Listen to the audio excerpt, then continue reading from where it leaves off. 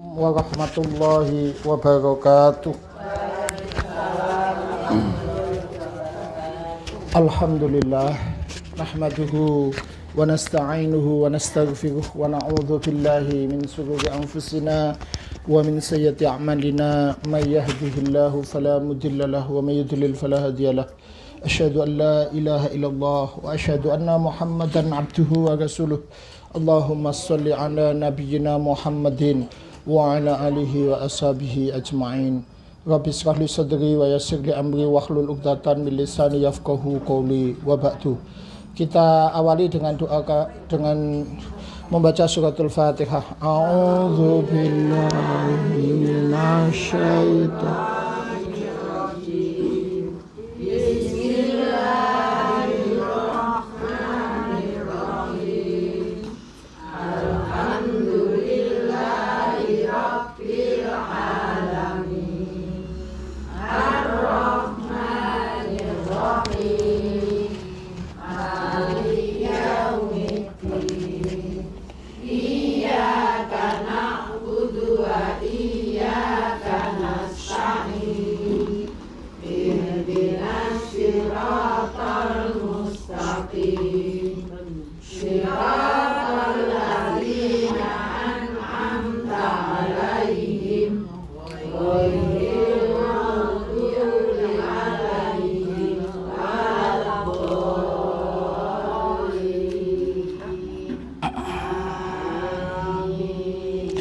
Bismillahirrahmanirrahim. Hari ini fikih nikahnya saya pending dulu karena kelas lain masih libur. Jadi mungkin Jumat depan saya lanjutkan lagi fikih nikah tentang memilih pasangan ya, yang benar itu seperti apa. Nanti karena kelas lain masih libur supaya bareng. Hari ini kita akan membahas tadabbur dari surat Toha di ayat ke 80 ya, insyaallah nanti sampai ayat ke 86 mungkin ya. Yaitu tentang bahaya-bahaya yang harus diwaspadai oleh sebuah kaum atau masyarakat pada saat mereka dalam situasi aman, gitu ya Bu ya. Jadi begini, walaupun ini ditujukan kepada kaum, tapi juga ini menyangkut individu. Pelajarannya bisa ditarik ke spektrum yang lebih sempit, yaitu individu. Allah itu menguji individu maupun kaum itu kadang dengan situasi sulit, kadang dengan situasi mudah. Tadi sudah membaca Fatihah, Bu? Sudah? Saya lupa.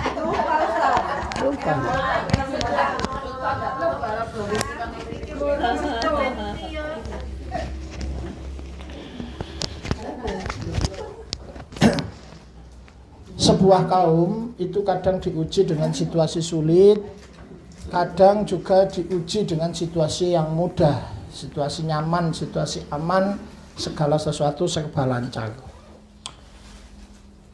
Bani Israel pernah diuji dengan kondisi sulit, yaitu menjadi bangsa budak, ya, berada di dalam kekuasaan bangsa Kipti ya, selama berabad-abad. Mereka ditindas, dianiaya dan seterusnya ya. Tapi kemudian Allah uji mereka dengan situasi mudah. Allah kasih kemerdekaan, Allah kasih kebebasan dari Fir'aun, dikasih penghidupan yang baik, kasih manna dan salwa ya. Hari ini pun ada bangsa yang diuji dengan hal-hal yang semacam itu. Ada bangsa diuji dengan kesulitan, dijajah, dianiaya bangsa lain, ya, bencana alam. Ada pula yang diuji dengan kemudahan dan kenyamanan, seperti orang Kuwait, orang Qatar, orang Uni Emirat Arab. Nyaman, aman, dono bencana, duit akeh, ya, rezeki melimpah, sugih-sugih, ya, wong Brunei, wong Malaysia, dan termasuk orang Indonesia. Begitu pula individu ya Bu ya. Jadi individu sama. Individu itu kadang diuji oleh Allah dengan situasi sulit, kadang diuji dengan situasi mudah. Ono kalane sulit nyari makan, situasi tidak aman, tidak nyaman, rumah tangganya konflik terus, berada dalam ancaman orang, diteror orang. ada kalanya diuji Allah dengan kemudahan, ya. Dan ini gambaran yang paling nyata bahwa individu juga diuji dengan situasi mudah dan sulit itu adalah pada Nabi Musa, ya. Nabi Musa pernah mengalami ujian masa-masa sulit, ya. Harus pernah jadi buronan, ya. Harus menggembala kambing 10 tahun, ya toh. Pernah harus berjalan kaki kelaparan dari Mesir ke Madian karena diburu tentara Fir'aun. Nah, jadi pernah tuh Nabi Musa jadi buronan. Tapi Nabi Musa juga pernah hidup di dalam istana sebagai seorang anak raja. Semua fasilitasnya dicukupi, hidup mewah, dan seterusnya. Nah, kaum juga begitu. Kalau ibu masih ingat takwil mimpi Nabi Yusuf, di mana ada 7 sapi kurus memakan 7 sapi gemuk, itu juga gambaran bahwa kadang sebuah masyarakat diuji dengan sebuah kesulitan oleh Allah, kadang juga diuji dengan kemudahan. Ketika masyarakat maupun individu diuji dengan kemudahan, ini pun sebetulnya tidak kalah bahayanya dibanding ketika diuji dengan kesulitan. Di sini Allah menyuruh kita, baik sebagai sebuah masyarakat maupun sebagai individu, belajar, ya. Bagaimana, apa saja bahaya-bahaya yang berpotensi, ya, merusak sebuah masyarakat saat situasi itu aman. Nah, kita diajari di dalam surat Toha ayat 80 sampai nanti 97, ya. Tapi saya hari ini hanya bahas dari ayat 80 sampai 86. Nah, surat Toha itu memang bicara banyak di awal-awal ini bicara tentang kisahnya Musa, Nabi Musa, ya Bu, ya, Bani Israel, Musa dan Fir'aun. Kalau pembukaannya sendiri di ayat 1 sampai 8, Allah berfirman, Toha manazzalna 'alaikal qur'ana litasqa illa tazkiratan liman yakhsha. Toha, tidaklah kami menurunkan Al-Qur'an ini supaya kamu menjadi sulit, menjadi susah, tapi ini peringatan bagi orang yang memiliki rasa khosyah, rasa takut, ya, dan seterusnya. Baru ayat 9 Allah memulai kisah panjang tentang Nabi Musa, Fir'aun dan Bani Israel.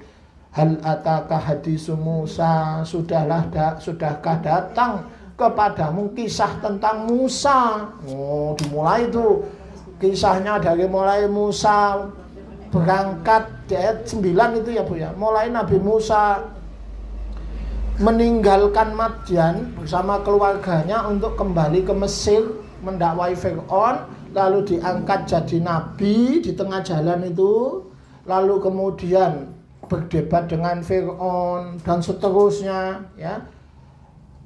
Kisah itu sangat panjang, ya. Sampai di ayat 78, setelah rentetan kisah panjang dari ayat 9 sampai 78, 78 itu Allah menceritakan bahwa Fir'aun kemudian tenggelam ketika mengejar Musa dan Bani Israel. Fa'atba'ahum Fir'aunu bijunudihi. Fa'atba'ahum Fir'aunu bijunudihi.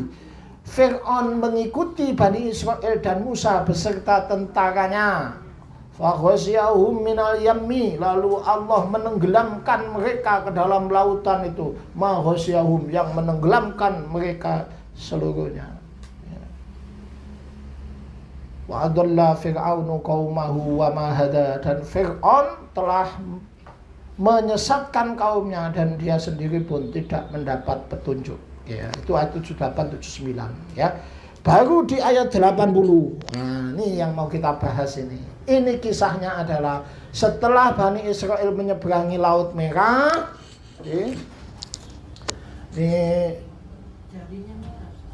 kena spidol tadi.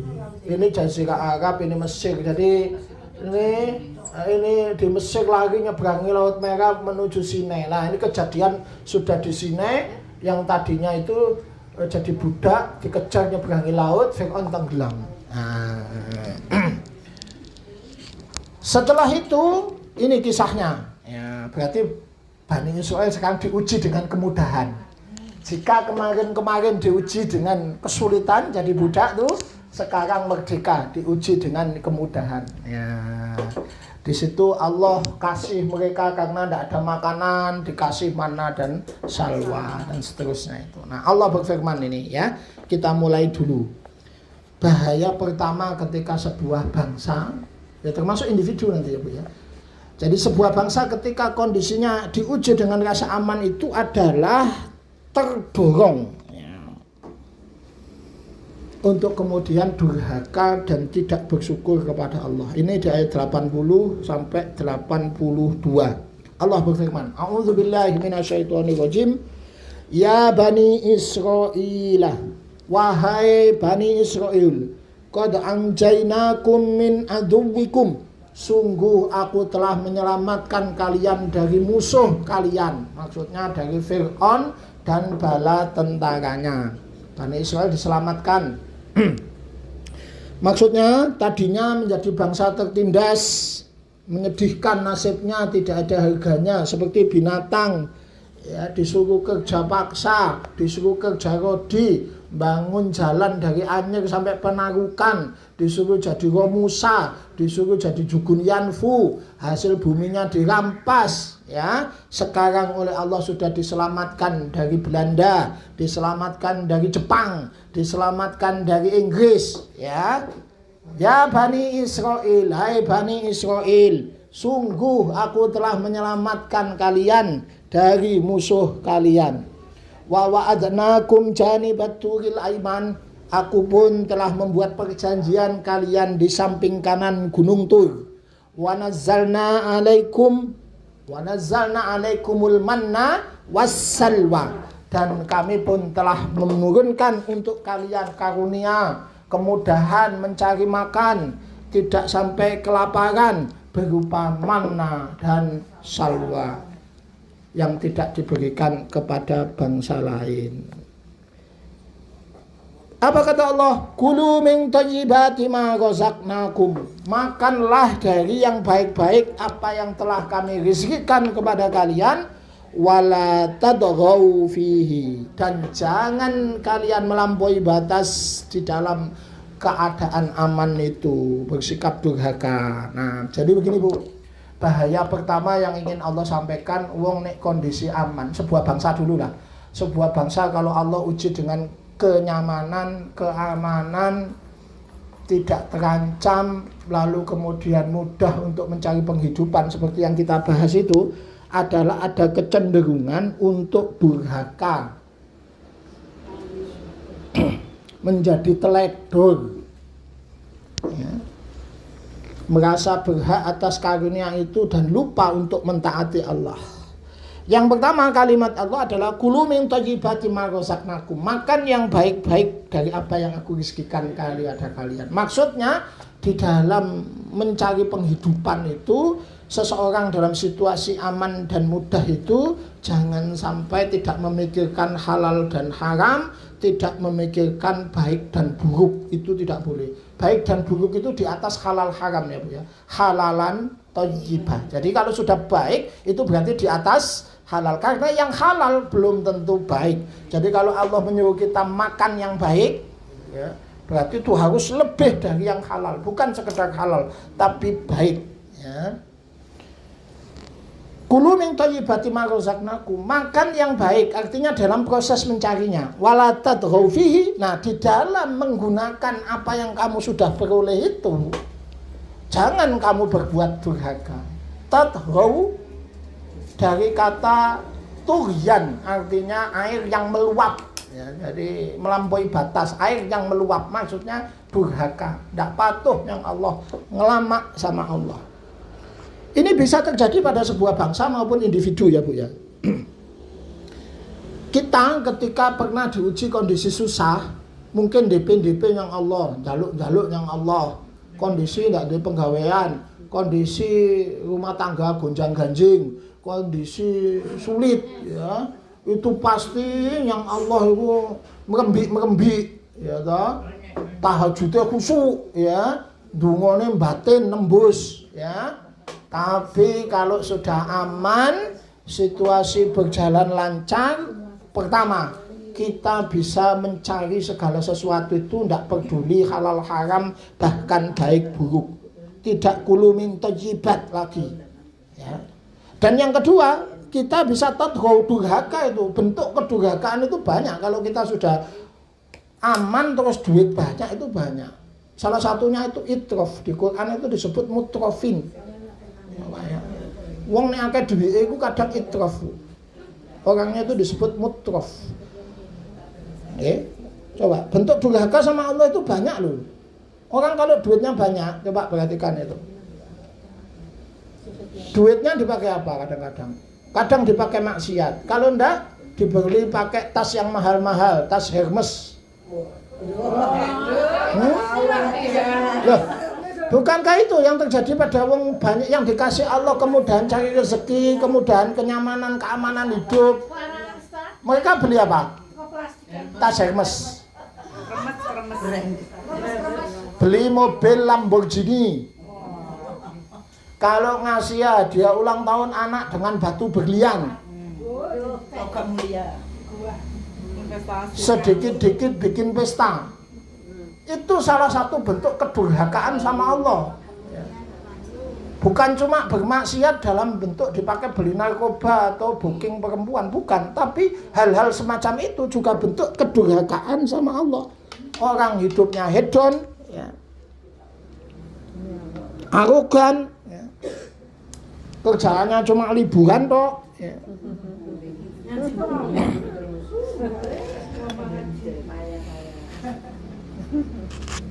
Itu bisa terjadi, Bu. Ya. Nah, yang terjadi pada Bani Israel bahkan lebih dari itu. Sudahlah dikasih merdeka, wingi dianiaya Fir'aun, saiki dikasih merdeka, dikasih mana salwa, mengatakan, ya wa'id kultum ya Musa lan nasbiro ala ta'amin wahidin.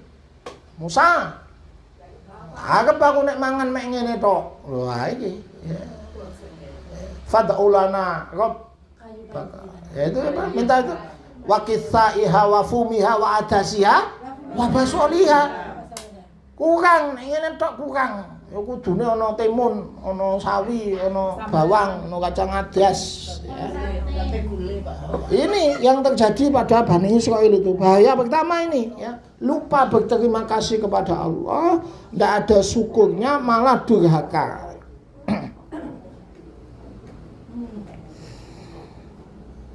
Apa kata Allah di sini? Fayahilla alaikum ghadabi. Kalau kamu tidak tunduk sama aku, lupa untuk berterima kasih, fayahilla alaikum ghadabi, maka halal atas kalian kemurkaanku. Bukan berdosa. Allah tidak bilang dosa, tapi halal atas kalian kemurkaanku. Halal itu dari kata halayahilu, artinya dicul. Berarti tidak ditahan oleh Allah kemurkaan itu. Jadi salah satu yang menyebabkan kemurkaan Allah tidak ditahan itu adalah ketika orang lupa untuk berterima kasih sama Allah. La in sakartum wa la in kafartum. Itu ya. Allah mengatakan wa may yakhlil alaihi ghadabi faqad hawa. Maka barang siapa telah halal atasnya kemurkaanku, faqad hawa. Bisa dilihat di situ ya, ayat 81 ya Bu ya. Faqad hawa, maka dia akan terpuruk, jatuh. Hawa niku sebutan kalau ada sesuatu, ada manusia jatuh dari tebing. Nek ono menungso rugul teko tebing tinggi, itu namanya hawa. Allah mengatakan, le ono individu, le ono kaum, sudah Allah halalkan kemurkaan atas diri mereka atau orang ini, maka orang ini akan hawa. Bebasane koyok rugul teko tebing yang tinggi. Bani Israel itu akhirnya nasibnya kayak sebuah bangsa yang jatuh dari tebing tinggi. Tadinya merdeka, kemudian menjadi terjajah lagi, menjadi budak lagi. Tahun 586 sebelum Masehi itu kembali mereka dijadikan budak oleh bangsa Babylon, oleh Nebukadnezar, dibakar, dibantai. Ya. Tahun 539 baru bebas lagi. Tahun 70 Masehi lagi ya, dibantai lagi oleh Romawi, begitu seterusnya, ya, karena mereka lupa untuk bersyukur kepada Allah itu. Sama Bu, individu juga sama. Orang kalau sudah tidak bersyukur sama Allah, wis dikai enak lancar, apa dadi anggota dewan terus korup, dadi bupati atau dadi kapolda terus korup, jatuh ke bawah, jabatannya hilang, jadi napi, ya, dan seterusnya. Hawa tidak cuma karirnya yang jatuh Bu, tidak cuma hartanya yang habis, kadang-kadang yang jatuh itu martabatnya. Dijadikan jatuh bukan karirnya, karirnya mungkin tetap menanjak, tapi martabatnya itulah yang hawa. Gagal dia menyikapi kemerdekaan, kebebasan itu, kelancaran itu, lalu dia jatuh menjadi makhluk yang rendah. Tapi setiap Allah mengancam, itu selalu pasti dikasih kebalikannya. Makanya di ayat 82 Allah lalu berfirman, wa inni laghaffarun liman taba wa amana wa amila sholihan tsumma ihtada. Dan sesungguhnya aku laghaffarun, tapi aku maha pengampun. Kata ghaffar itu beda dengan ghafur. Ghafur itu mengampuni suatu kesalahan yang besar. Yaghfiru dzunubal adzim, mengampuni dosa besar, itu namanya ghafur. Ghafur niku maknane napa? Mengampuni dosa besar. Ghafur niku maknane mengampuni dosa yang besar. Yaghfiru dzunubal adzim.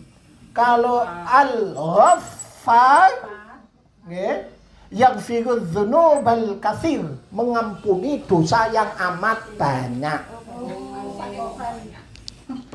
Kenapa di sini pakai ghaffar? Pakai ghaffar apa ghafur? Ini loh Bu, ghaffar apa ghafur ini? Loh, di sini loh ini. Pakai ini apa ini? La ghaffarun. Kalau ini mengampuni dosa yang banyak, kalau ini dosa yang besar.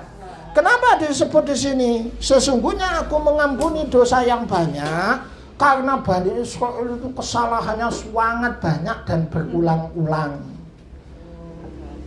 Berulang-ulang Bu, bayangkan baru dibebaskan dari Fir'aun saja itu sudah membuat kesalahan. Disuruh perang sama Nabi Musa, tidak mau di surat Al-Maidah. Fadhab anta wa rabbuka ya Musa faqatila inna hahuna kok itu. Perang dhewe mbek Tuhanmu, awak dhewe lunggu-lunggu ae. Lho Bu. Ya opo sampe itu loh. Sesudah itu melihat sebuah kaum minta berhala. Musa, buatkan kami Tuhan seperti kaum itu. Padahal baru saja diselamatkan oleh Allah, melihat dengan mata kepala laut itu terbelah. Ngono njaluk berhala. Sudah itu apa Pak? Minta melihat Allah dengan mata kepala. Ya Musa, lan nu'mina laka hatta narallaha jahratan. Musa, kami tidak mau beriman sebelum kami melihat Allah dengan mata kepala. Padahal sudah melihat laut sigar loh, sik ngono. Dah gitu dikasih makanan teko swarga mana dan salwa ngono sik menggerutu, sik menggudel ya. Waduh ya, makanya wis kenemenen ini ya. Makanya wa innila ghaffarun, berulang-ulang mengira kesalahan. Tapi Allah mengatakan sesungguhnya aku maha pengampun. Meskipun sebuah bangsa atau seorang individu yang sudah dikasih kemudahan, kelancaran, lalu bersikap tadghaw, durhaka sama Allah, Allah selalu mengampuninya. Tapi pengampunan ini bersyarat Bu. Allah melanjutkan wa inni laghaffarun liman taba wa amana wa amila sholihan tsumma tada. Berarti pengampunan Allah atas orang yang berulang-ulang melakukan kesalahan itu, baik sebagai individu, baik sebuah bangsa. Yang pertama adalah taba, bagi satu orang yang menyadari bahwa dirinya salah. Satu, menyadari dirinya salah. Liman taba, taba artinya kembali, balik. Berarti rumongso nek awake salah. Ya. Dua, Wa amila, wa amana, napa? Wa amana. Terus yang kedua adalah membenahi imannya. Dan yang ketiga wa amila sholihan, membuktikan bentuk rasa bersalahnya itu dengan melakukan hal-hal baik.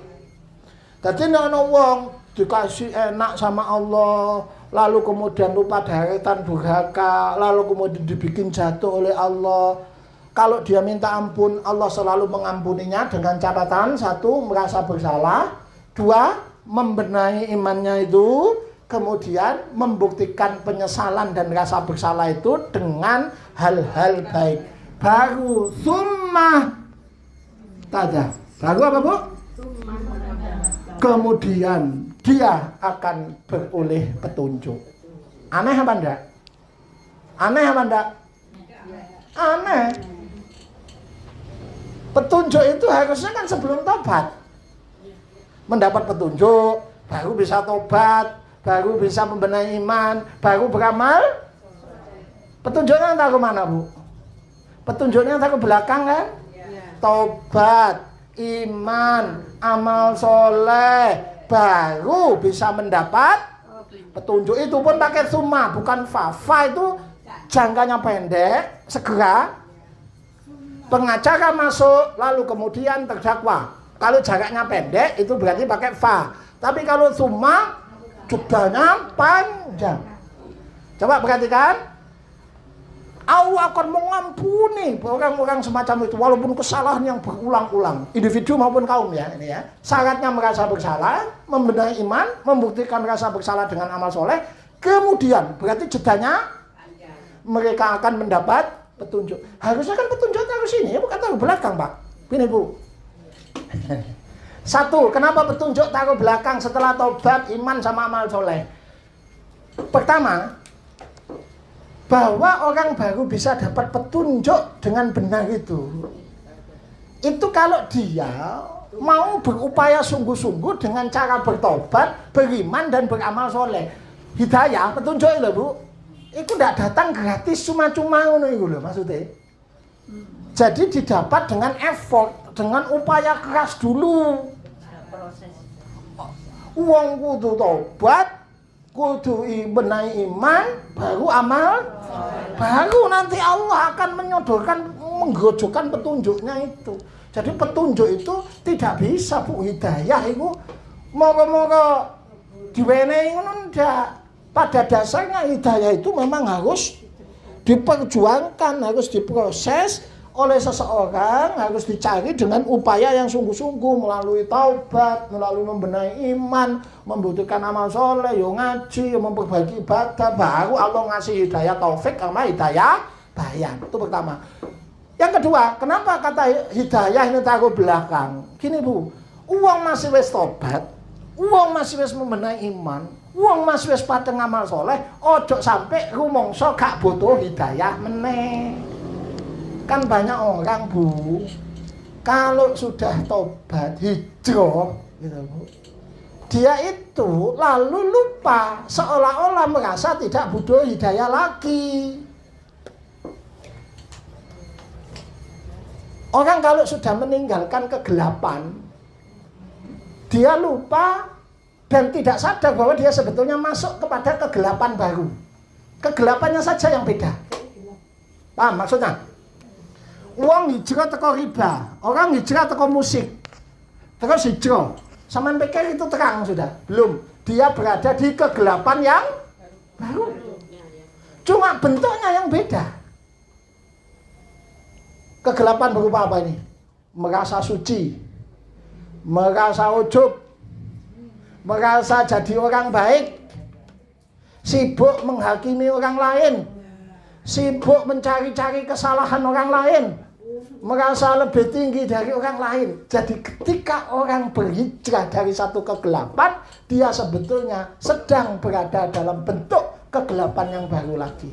Karena itu dia tetap butuh hidayah. Itu nek wis tobat, wingi mabuk-mabuk, terus saiki tobat, ya toh, rajin ngaji, belajar akidah, ya toh. Pateng sholat jamaah, kelambine wis ganti, ya toh. Sembarangnya wis ganti, ya.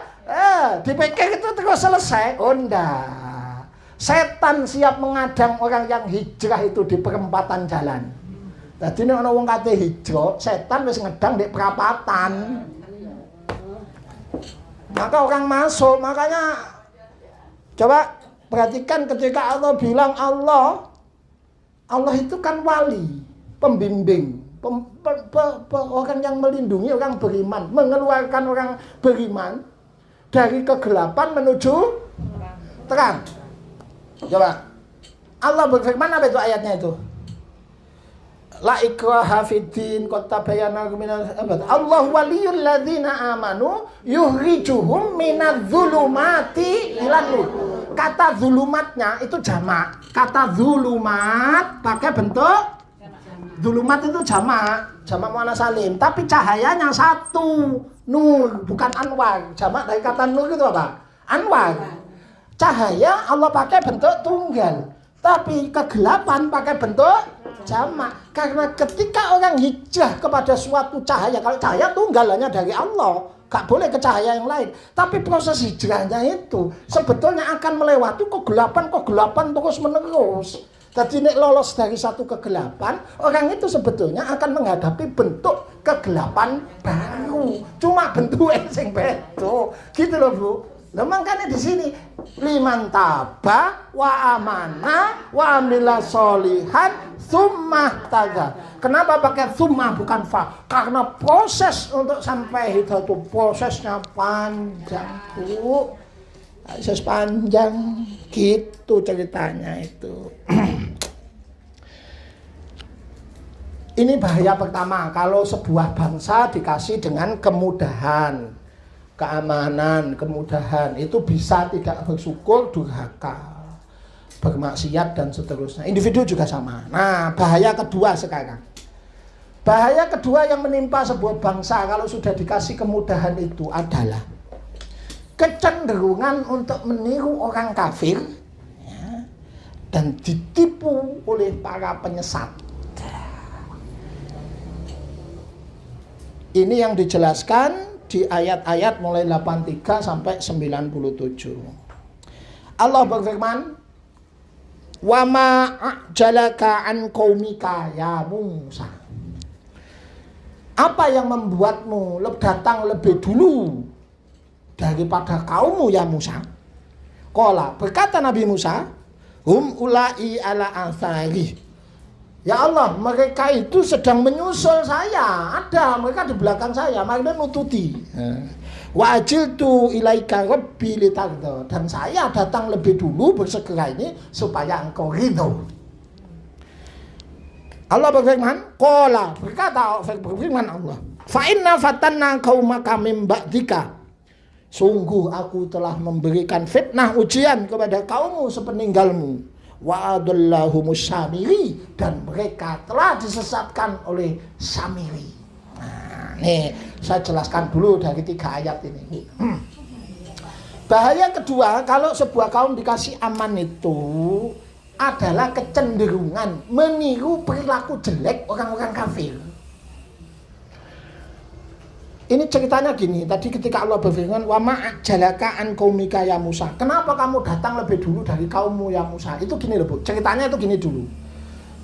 Nabi Musa itu datang ke Gunung Sinai itu mendahului kaumnya. Jadi Allah memanggil Nabi Musa bersama kaumnya untuk menerima kitab Taurat itu. Dipanggil Nabi Musa gitu loh, Bu, diiringi kaumnya. Tapi Nabi Musa nanti yang munajat, kaumnya pimpinannya 70 dipanggil. Tapi Nabi Musa datang dulu gitu loh, Bu. Kaumnya ditinggal kaumnya gitu loh, Bu, maksudnya. Jadi ini ke Gunung Sinai, ini maksudnya. Maksudnya gini. Kan Nabi Musa kan ada di Padang Tih. Nabi Musa itu beserta 70 pemimpin kaum Bani Israel itu pergi ke Gunung Sinai. Lah Nabi Musa pergi dulu, 70 kaum itu menyusul gitu loh, Bu. Nabi Musa cepet-cepet dulu, pergi dulu. Itu ditegur oleh Allah. Nabi Musa itu ditegur oleh Allah. Wa ma ajalaka an qaumika ya Musa. Ngapain kamu datang lebih dulu Musa? Gitu loh. Loh Nabi Musa jawab, kenapa yang 70 ini ditinggal? Gitu loh. Ya itu kan ribuan Bu ditinggal. Ini yang 70 kenapa ditinggal? Nabi Musa lalu beralasan, ya. Hum ulai ala athari, mereka 70 orang ini ada di belakang ya Allah, mak belum sampai sini. Saya lebih dulu. Wa ajiltu ilaika rabbil tardo. Saya yang bersegera cepat-cepat dulu supaya engkau ridho. Gitu loh Bu maksudnya. Ini ceritanya begini tadi. Kenapa Nabi Musa ini dipanggil? Tadi saya katakan ketika setelah menyeberangi Laut Merah itu, di perjalanan melintasi padang Sinai itu, orang-orang Bani Israel itu Bu, dia itu melihat banyak beberapa suku itu yang menyembah dewa-dewa itu, punya berhala warna-warni gitu loh Bu, punya Tuhan macam-macam. Lalu mereka itu di dalam salah satu ayat di Quran itu surat apa itu, mereka tuh minta kepada Musa, Musa buatkan kami Tuhan itu seperti mereka, gitu loh Bu maksudnya. Ya apa bayangno Nabi Musa itu kak blok gitu. Mereka ini sudah diselamatkan, melihat langsung mukjizat Allah, wis terbukti, ndelok segara sigat, ngono njaluk digekno brahala. Marah, kecewa Nabi Musa luar biasa, dia bermunajat kepada Allah. Lalu dipanggil oleh Nabi Musa, ya sudah, kamu sama kaummu, kamu kesini, nanti tak kasih petunjuk, tak kasih kitab sebagai bimbingan. Mereka kan minta berhala itu. Ya harusnya nyembah aku, nih ayo datang ke sini, kamu Musa sama 70 kaummu, gitu loh Bu maksudnya Bu. Akhirnya Nabi Musa berangkat sih 70, cuma Nabi Musa berangkat lebih dulu, gitu loh Bu. Yang 70 ini udah ditinggal sama Nabi Musa, gitu loh Bu maksudnya. Nah itu ceritanya. Apa yang harus kita pelajari di sini? Jadi begini Bu, coba lihat Bani Israel, ketika mereka dibebaskan terus merdeka tadi, hidupnya aman tadi, tiba-tiba ada kecenderungan untuk meniru perilaku orang-orang kafir. Tadi Bani Israel minta dibikinkan apa Bu? Berhala, karena melihat orang-orang di Padang Sinai, beberapa suku itu dia punya berhala, lalu mereka minta dibuatkan itu. Ini sama kayak yang terjadi pada orang Quraisy Bu. Orang Quraisy itu ketika dikasih kemudahan hidup, lalu mereka bisa dagang, dagang ke Sam. Awalnya mengikuti syariat Nabi Ibrahim yang mengesahkan Allah, bertauhid, lalu mereka tertarik cara orang Sam di dalam menyembah Tuhan, yaitu pakai patung, pakai berhala. Itu yang ngawali, namanya Amr al-Khuzai, Amr bin Luhai al-Khuzai, seorang pimpinan tokoh Arab yang suka dagang ke Sam, melihat orang Sam nyembah berhala, gitu loh Bu. Akhirnya dia pulang si Amr bin Luhai al-Khuzai ini terus membawa berhala dari batu yang indah namanya Hubal. Jadi berhala pertama yang dibawa dari Sam, ya, berhala pertama yang dibawa ke Mekah itu adalah Hubal. Barulah setelah itu suku-suku lain karena pengen punya juga di tempat masing-masing, mereka bikin Lata, Manna, Uzza, seterusnya itu. Tapi awalnya itu berhala pertama itu adalah Hubal. Akhirnya, nah inilah bahayanya itu, interaksi dengan sebuah bangsa, ketika sebuah bangsa aman, lalu interaksi dengan bangsa lain yang kafir, mereka cenderung mengikuti kebiasaan orang-orang kafir yang salah itu. Kalau sebatas makanan, pakaian, arsitektur, oke lah, itu masih bisa ditoleransi. Ini bangsa kita karena dikasih merdeka, dikasih aman, mulailah karena interaksi dengan bangsa lain, mulai niku kebiasaan mereka. Kalau sekedar makanan, mulai saiki melu mangan pizza, biar ndak tau mangan pizza zaman dijajah Jepang. Mau merdeka mulai tiru-tiru mangan pizza, mulai tiru-tiru ngombe Coca-Cola, biar dawet saiki ngombe Fanta. Oke lah, nek sik pakanan oke. Nek sik panganan apa Bu?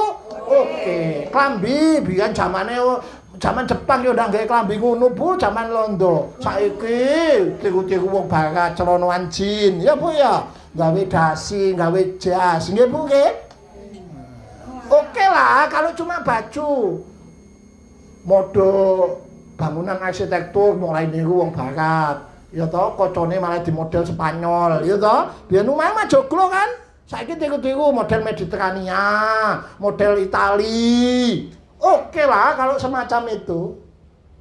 Nah tapi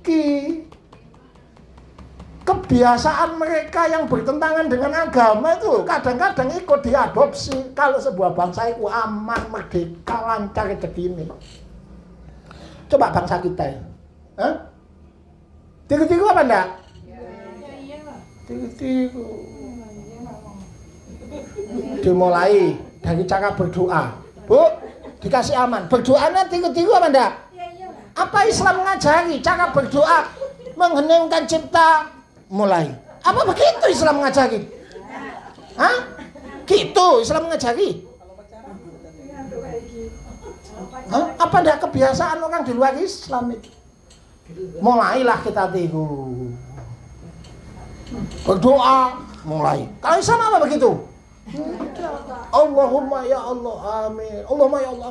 Enggak saiki. Udah kebiasaan orang kita coba. Kita mau berdoa ada cara apa? Mari kita berdoa menurut agama dan kemudian berdoa mulai. Mulai, cara berdoa wis mulai niku. Persis Bani Israil. Wis mulai nyocok-nyocok lilin barang nek berdoa iki. Kita mendoakan Munir, mari kita nyalakan lilin, aksi keprihatinan. Mulai saiki berdoa iku nyocok lilin. Bani Israil, mulai Bani Israil iki.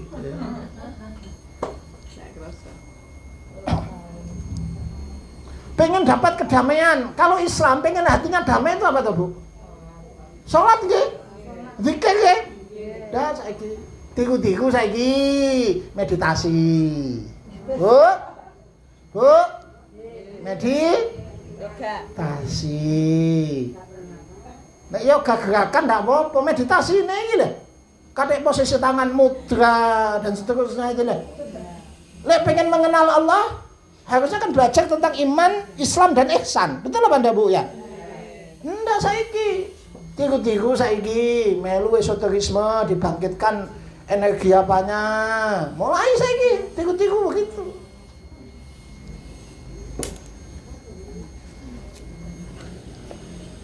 Dan mulailah kebiasaan-kebiasaan orang barat, mulai dari feminisme, mulai dari liberalisme, pluralisme, itu semuanya ditiru. Merasa semua agama sama, LGBT boleh, miras boleh, kesetaraan gender, sembarang diadopsi sudah itu loh. Ya kayak Bani Israil ini. Makanya Nabi Ibrahim itu di surat Ibrahim 35, perhatikan doanya. Rabbi ja'al hadza baladan aminan wajnubni wa bani an na'budal asnam. Ya Allah, jadikan negeri ini aman, tapi jauhkan aku dan anak keturunanku dari menyembah berhala. Artinya kalau sebuah bangsa aman sangat berpotensi juga menyimpang. Makanya Nabi Ibrahim, jadikan ini negeri aman, tapi jauhkan aku dan anak keturunanku dari menyembah berhala. Saiki wong Indonesia menyembah berhala apa enggak, Bu? Oh, menyembah berhala. Berhala tidak harus berhala patung, tapi berhala konseptual. Bu, berhala konseptual. Dan itu berhala yang lebih bahaya. Nek berhala patung mek ana ndek kuil, nek berhala konseptual iku digawa nyang di UTE. Paham ya, Bu ya? Berhala konseptual. Syariat Allah dianggap musuh. Dianggap konsep tertentu yang dianggap lebih hebat aturannya Allah. Sudah muncul ini berhala konseptual. Apa sih Pak berhala? Sesuatu yang dianggap lebih tinggi dari berhala. Dan itu bisa berupa apa, Bu? Konsep. Konsep.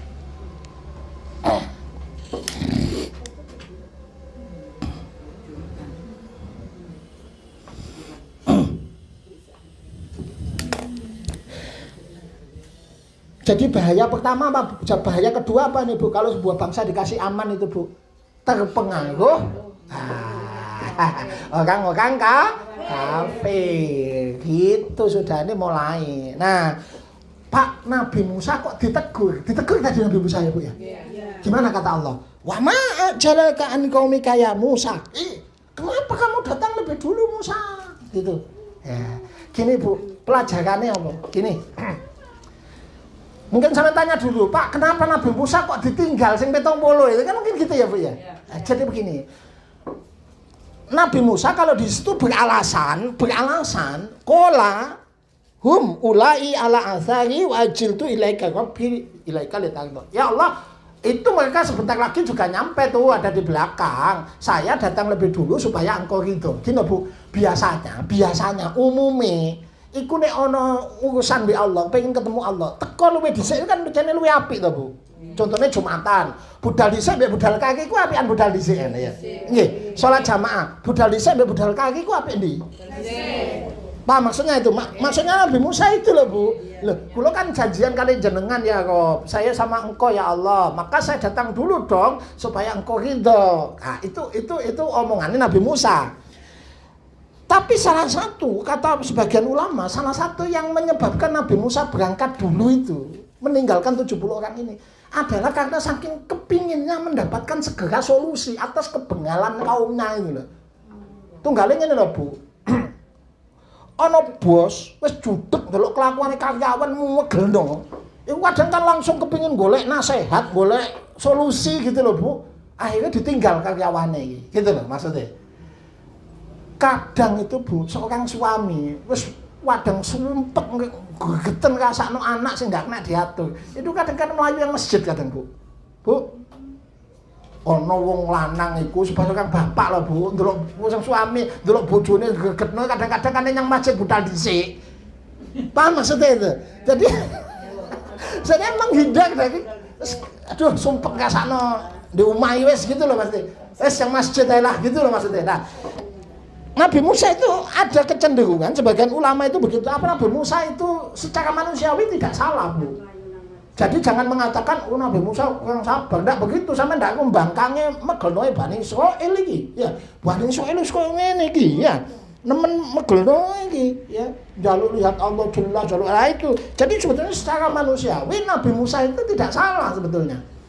Tapi Allah tegur. Apa pelajarannya? Nih kita orang-orang yang sekarang sedang menduduki posisi bertindak sebagai Nabi Musa, mau memperbaiki masyarakat, membimbing masyarakat, benerno masyarakat. Bu, nek ndelok masyarakat koyo ngono iku aja malah ditinggal. Keliru nek sampean ndelok masyarakat sing koyo ngene iki. Aduh, sing penting awak ibadah apa poso sunah sing pateng, sing penting di masjid wiritan. Salah. Seperti Nabi Musa. Salah.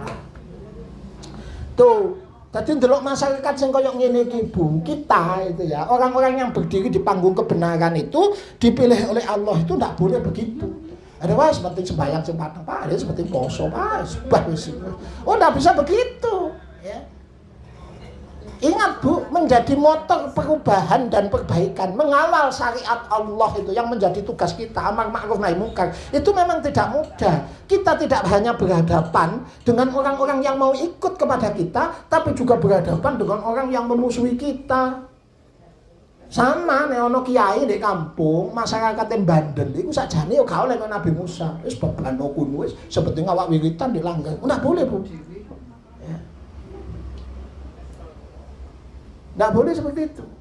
Baik penting awak wiritan beban ngono wis.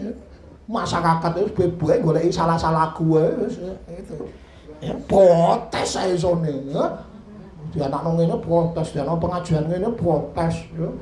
Ngritik tok ae sane. Buah wis. Wah ngono itu kandhane ndak kena beban wis. Isone ngece-ngece ae. Tunggu boleh. Apa yang terjadi Bu? Kalau kamu sebagai pembawa bendera kebenaran, jenengan ini Nabi Musa ini loh, kok sampai ninggal medan ini ya. Maka yang terjadi adalah wa'adallahumus samiri akan memanfaatkan situasi. Nah, tunggalin ini loh Bu, sampean mungkin saya tahu dari guru, itu pasti sadar. Murid ana sampean iku mulai nduk kelas gonto iku ana sampean iku. Lalu sampean saking pegele sampean tinggal. Kira-kira tambah rame apa malah meneng kakek. Waduh tambah dadi. Tambah dadi. Gitu lho Bu maksudnya Bu. Wis payah wis ngandani kakek beban wis tak tinggal nang kantin. Wah tambah rame penek-penek bangku. Samiri-samirine ndek kelas iki lho, Bu. Kan ndek kuno ono samiri, Bu. Ndek kelas lho, Bu. Troublemaker, ngerti sampean? Dadi ndek kelas iku ya ono samiri, troublemaker iku. Lah, nek gurune ndok ono, waduh, tambah dadi. Sama kalau di masyarakat sebuah kampung, kalau orang-orang yang memikul kalimat kebenaran seperti Nabi Musa ini justru pergi dari medan ini kosong, para troublemaker semacam Samiri akan memanfaatkan situasi. Padha ae nek ana mandor gegeten ndelok koli-koli ndelok karyawan di pabrik iku wis gregetno terus ditinggal. Lah iku Samiri-samirine mulai muncul wis ya. Samiri-samiri akan mulai muncul. Ya. Dan ini kerusakannya bisa jauh lebih besar. Kerusakannya jauh lebih besar, ya. Kerusakannya jauh lebih besar, ya. Ayat ke-86. Allah berfirman. Nanti kapan-kapan kita jelaskan lagi tentang si Samiri lebih dalam. Waktunya hampir habis. Nah, tuh singkat cerita kan si Samiri menyesatkan Bani Israel sampai dibikin mereka syirik menyembah patung sapi. Kan begitu ya, Bu ya? Itu si Samiri itu. Itu sama. Nah, Samiri itu selalu ada di tiap zaman, bentuknya beda-beda. Sampai muncullah nanti penyesat paling besar, oknum penyesat paling besar pada akhir masa itu, si Dajjal itu. Tapi sebetulnya setiap masa ini selalu ada apa, Bu? Dajjal ya. Ya gelarnya kiai, ya gelarnya dokter, ya profesor, buya, monggo. Bisa gelarnya buya, buya iko, ya iso ae ya. Kiaiku ya. Tapi ya itu kadang-kadang itu. Oh Buya Yahya enggak, Buya Yahya lurus. Kan ono buya-buya liyane sing dadi Samiri yo. Hah? Sing ngomong jere Nabi Musa pernah Kristen itu kan ono buya iku. Buya teko Cirebon iki. Ya, buya sapa iku ya? Enggak usah sebut ya. Nah ini yang terjadi. Nah, Nabi Musa ketika kembali kepada kaumnya mendapati kaumnya rusak. Faraja'a Musa ila qaumihi ghadbana asifa. Musa kembali kepada kaumnya dalam keadaan ghadban. 1, marah. 2, asifa. Nabi Musa apa, Bu? Sedih. Qala, dia berkata, ya qaumi alam ya'idkum rabbukum wa'dan hasana. Bukankah Tuhan kalian telah memberikan janji yang baik? Maksudnya janji untuk diberi apa, Bu? Kitab Taurat. Afatala alaikumul ahdu. Apakah janji itu terlalu lama untuk kalian? Padahal cuma 40 hari ya, Bu ya. Am aradtum ayakhilla ghadabun min rabbikum? Ya. Ataukah kalian memang ingin Allah menghalalkan kemurkaannya atas diri kalian? Fakhlaftum mau'idi, lalu kalian mengingkari perjanjianku dengan kalian untuk bersabar menunggu 40 hari. Perhatikan, Bu, Nabi Musa setelah mendapati kaumnya rusak, kembali kepada kaumnya ghadbana asifah. Kembali dalam keadaan apa, Bu? Marah dan sedih. Kenapa, Bu? Marah sama siapa ini? Marah sama siapa? Sedih sama siapa? Ya sedih satu sama kaumnya. Kan begitu ya, Bu ya? Wis koyo ngono ndelok mukjizat koyo ngono kok jek durung iso dadi muslim sing baik kae. Kan gitu ya, Bu ya. Yo kae dikomenteni 40 dino gak sabar, kan begitu. Hah? 2, marah kepada siapa? Marah kepada Harun. Marah kepada siapa, Bu? Nabi Harun. Karena apa? Nabi Harun itu di Bekasi, diberi instruksi, awas Harun, ya. Nanti ini kalau saya pergi pasti ada banyak troublemaker, kan gitu. Nggak nyebut jenenge Samiri, cuma ono troublemaker. Hati-hati ya, kamu waspada ya. Mendapati fakta begitu ngamuk yang Harun, dikiranya Harun tidak mengambil upaya maksimal untuk mencegah itu. Dan yang ketiga, tentu marahnya kepada Samiri. Tunggale sampean, nyekolano anak suwe-suwe didik saka-saka pirang tahun, moro anake sampean dirusak wong, anak sampean telu dijak mabuk-mabukan, dijak berzina. Padahal sampean mondokno payah pirang-pirang tahun, utawa anak sampean akhirnya dijak murtad, ya apa kira-kira sampean wong tuwa iku? Apa ndak sedih? Ya apa wagel yo ngamuk. Waduh, awak iki nyekolahno saka-saka, didik mulai cilik, tak ngajakno DTP kita pondokno, tak kepengen biaya akeh, dirusak Samiri. Wagel. Ya sedih ya, Bu ya. Ya sedih ya. Pegel. Tapi disian sedih apa pegel? Pegel karena pegel lebih dominan ya wis ngono iku. Pegelnya tuh lebih dominan. Mesti bukan sedihnya, pegelnya yang dominan itu. Kenapa Bu? Mendidik itu butuh waktu bertahun-tahun, tapi merusak itu tidak butuh waktu lama. Jadi merusak itu lebih cepat daripada membangun. Sebuah bangunan bertingkat 30 untuk membangunnya butuh waktu 15 tahun. Tapi menghancurkannya cukup 1 menit hanya dengan sebuah detonator peledak. Hancur sebuah bangunan. Podo sampean duwe anak gedekno nyekolahno pirang-pirang tahun, nek sampean bertindak sembrono lengah meninggalkan anak sebagaimana Nabi Musa itu, Samiri akan memanfaatkan situasi. Bangunan yang sampean bangun susah payah 20 tahun bisa hancur dalam sekejap. Anak sampean dipacari, hamil di luar nikah, akhirnya nikah sama non muslim. Naudzubillah min dzalik. Samiri harus diwaspadai. Sama sebuah kaum juga begitu. Wali Songo nyadarno wong Indonesia butuh berabad-abad. Tapi dirusak hanya oleh iki buya-buya sing gak beres iki ya. Hanya dalam 1 dekade aja bisa dirusak akidahnya umat Islam ini. Nggak usah butuh berabad-abad, 30-40 tahun aja rusak. Turki itu memeluk Islam, membawa bendera Islam itu selama 10 abad. Bu, wong Turki loh. Dirusak hanya 20 tahun oleh Mustafa Kemal. 20 tahun hancur bangunan selama 10 abad. Bayangkan 10 abad wong Turki itu pemimpin umat Islam. Yang menyebarkan Islam hampir ke Eropa itu ya wong Turki Bu, sampai ke Balkan. Saya itu wong Bosnia Islam itu ya gara-gara jasae wong Turki ya kan. Iya kan? Coba 10 abad sebuah bangsa jadi bangsa Islam itu hanya dihancurkan 20 tahun hanya oleh 1 orang Samiri namanya Mustafa Kamal. Mustafa Kamal menghancurkan Turki sampai saiki, memperbaikinya Erdogan masih sulit itu. Nggak bisa. Orang Turki sudah terlanjur sekuler, sudah terlanjur rusak itu orang Turki. Dirusak hanya 20 tahun. Mulai tahun 1924, Bu, 1920 si Samirinya itu, namanya siapa Samiri ini? Mustafa Kamal itu. Atatürk itu. 20 tahun kan dia berkuasa, tapi perusakan yang ditimbulkan mungkin sampai 300 tahun ke depan belum tentu bisa diperbaiki. Erdogan, Abdullah Gül dan teman-temannya belum sampai sekarang belum bisa, bahkan belum bisa memperbaiki sampai sekarang. Sekuler di Turki itu masih kurang. Iya. Allah alam jasa di bawah bunda. Itulah Bu Samiri namanya Mustafa Kamal. Nah, nih Bu di Indonesia tuh si Samiri banyak.